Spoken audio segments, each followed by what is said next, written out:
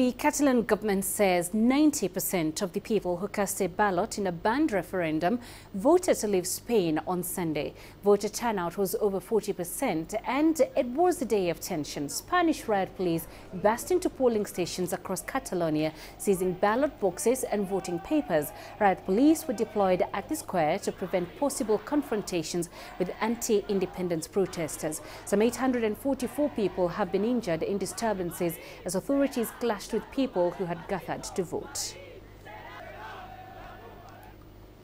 Dan Williams is live for us in Barcelona. Dan, it's been a tension-filled last 24 hours in Catalonia. What's the latest in that push for independence and the disputed referendum?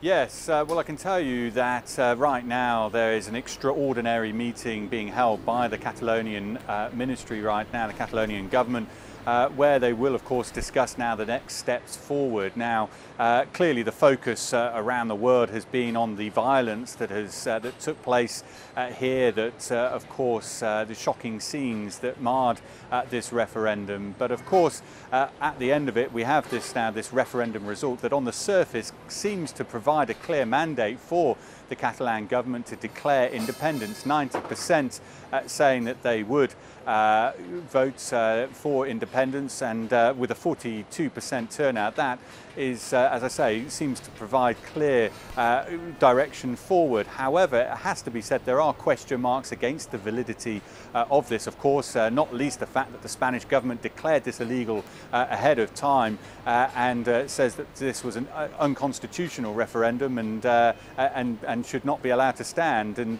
that, of course, completely undermines this whole process. Added to that, there are also question marks against the validity of the referendum. There are reports that voters were able to make 2 or 3 votes as well. So certainly if you're pro-Spanish Catalan, then to lose your nationality in this way will of course lead to further questions and further anger. Certainly it would then lead to the ultimatum, which would be a legal referendum, allowing the No campaign potentially to campaign for all of the benefits, the economic benefits of staying within Spain. But of course, given the violence that we did then see on Sunday, there is a real risk in that of course that it could then very much go against them, and that as I say, now we are seeing the vote and the people here in Catalonia more polarised now than ever. So then what happens next, and will the Catalonian authorities be allowed to declare the region's independence from Spain?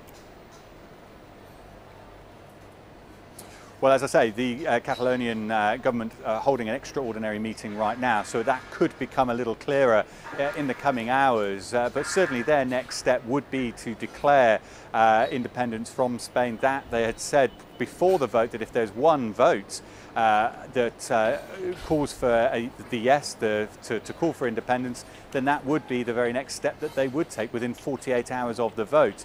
And clearly now we have a 90% vote saying that that is what the vast majority of Catalonians had voted for. However, the Spanish government have said that they will do everything in their power to stop that from happening. There is the potential that they could invoke Article 155 of the Spanish Constitution, which would suspend home rule here in Catalonia. As you can imagine, that could then spark yet further protests and potentially further violence, of course, remembering that the thousands of extra Spanish national police that were drafted in for this referendum, of course, remain on standby. All right, Dan Williams live for us in Barcelona. Many thanks.